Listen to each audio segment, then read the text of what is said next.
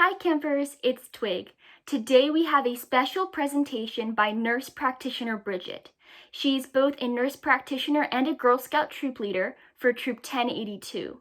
She's a compassionate and smart person who spends her time saving and changing lives at work every single day. So with that, I would love to introduce you to nurse practitioner Bridget as she answers questions from our Girl Scouts. Hi, I'm Strawberry. And I'm Twig, and we're here with nurse Bridget, who is a nurse practitioner. Bridget, can you start off by telling us a little bit about yourself? Sure. My name's Bridget. I'm a nurse practitioner down at Camp Pendleton, which is the Marine Corps base. You've probably heard of it.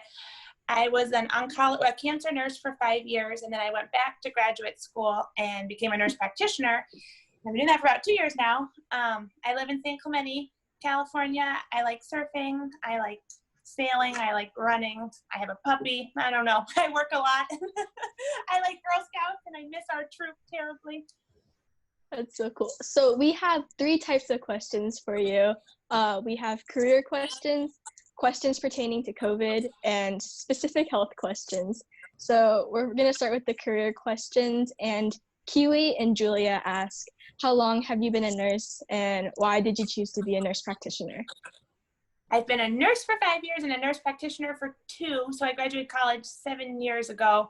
And I chose to be a nurse practitioner originally just so I wouldn't have to work nights, holidays, and weekends like nurses do, which is a terrible reason. But then I realized how much I love being a nurse practitioner because you get to make more decisions and you get to prescribe medication and you get to kind of do a little more critical thinking, I think, than I did as a nurse. What a cool job. Kiwi has a question, and she wants to know more about what nurse practitioners do. So nurse practitioners are always nurses first, and then we go on to school and we diagnose people. So I say we're kind of like detectives. Like we see what's going on with the person, we find out what's causing their problems, and then we have to figure out how to fix their problems. So we write medications, we write prescriptions, and we kind of figure out what's wrong with people and why they're not feeling well. Sparkles asks, what is your favorite part about being a nurse practitioner? The people. I have met the most amazing people, the people that I work with, the patients that I've met. I think it's never boring, and it's definitely the people that I love. That's awesome. Sachiko wants to know what it's like working on a Marine base and what some of the experience you've had at your time on the base are. It's very different than working on a non-military. I used to work in a regular hospital. Now I work in a military hospital, and there's a lot more rules. We have to follow a lot stricter practices. But it's really cool to be around those people that, have chosen to protect us and defend our country. So it's really neat to help people that are helping us stay safe. So I think I have met some really cool Marines and some really cool Navy people that work down there. And it's just really neat to help people who are helping us in a different way. That's so cool. Thela asks, what was one of the hardest moments you've had in your career? I think it's sometimes hard because you get very attached to patients and not everybody gets healthy like you want them to. So sometimes people, get more sick or they end up passing away. And for me, that's the hardest part, is getting attached to a patient and then they're not there anymore. That sounds really hard. We also have 2 questions for you that are specific to coronavirus. And the first question is from Ball of Flame, who wants to know if there's more chaos than usual because of the virus. Yes. Nursing is always chaotic, but this is like, so for example, I used to work in the hospital. Now I work in a tent outside the hospital because we have so much COVID and we've turned into an urgent care and a COVID testing center outside the hospital. So I spend 10 hours a day sitting in a tent.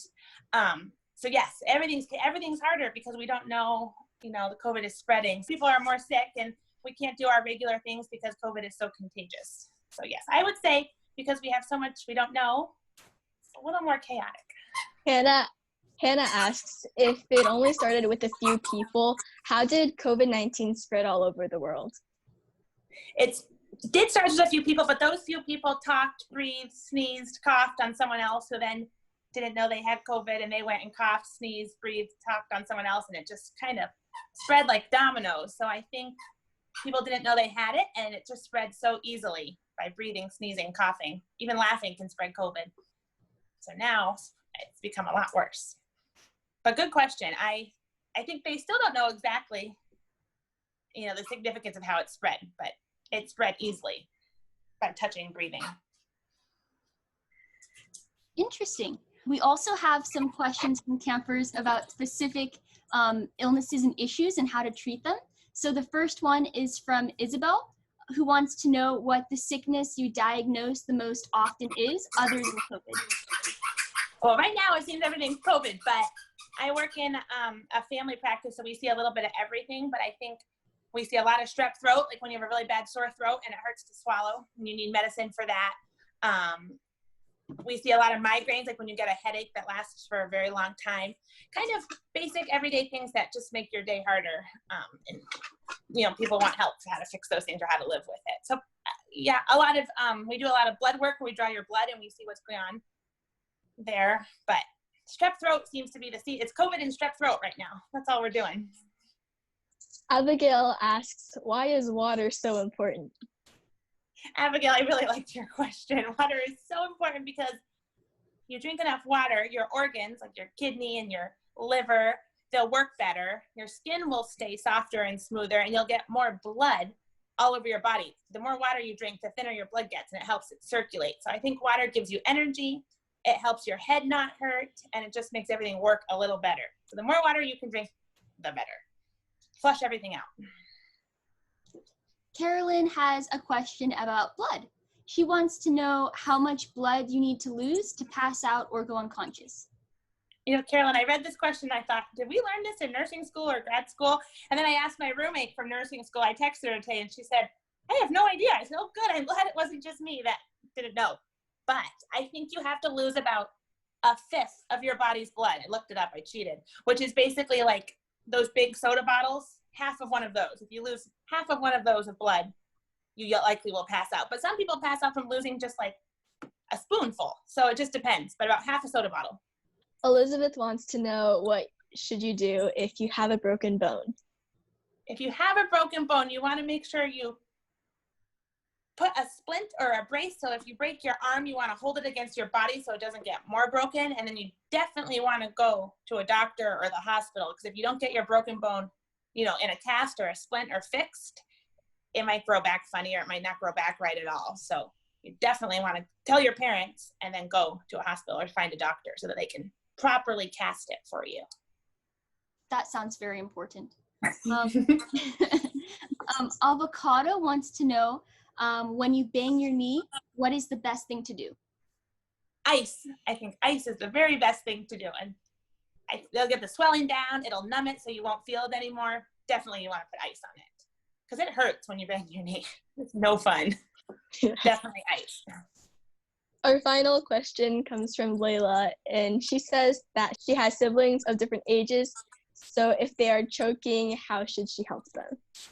So you definitely, if you have siblings of different ages that are choking, you want to call like your mom or your dad or your babysitter or someone who's older and can help you. But if there's no one around, what you want to do first is look in your sibling's mouth. If maybe you'll see something like food or whatever, a toy in their mouth, and you can fish it out with your finger. Otherwise, and this gets a little complicated, you have to do kind of a maneuver where you press on their stomach. But I would definitely call for help, try to find a parent, and then look in their mouth to see if you can find what they're choking on. Because sometimes it's just stuck right there and you have to fish it out. I don't think we'll demonstrate the Heimlich maneuver. It might be hard to demonstrate with social distancing. Yeah, I think so. Awesome. Well, thank you for answering all of our campers' questions. I loved all of the questions. Please, I loved all of them. They made me smile at work today and yesterday. So they were great questions. And everybody should become a nurse, I think. It's never boring. You'll meet lots of cool people.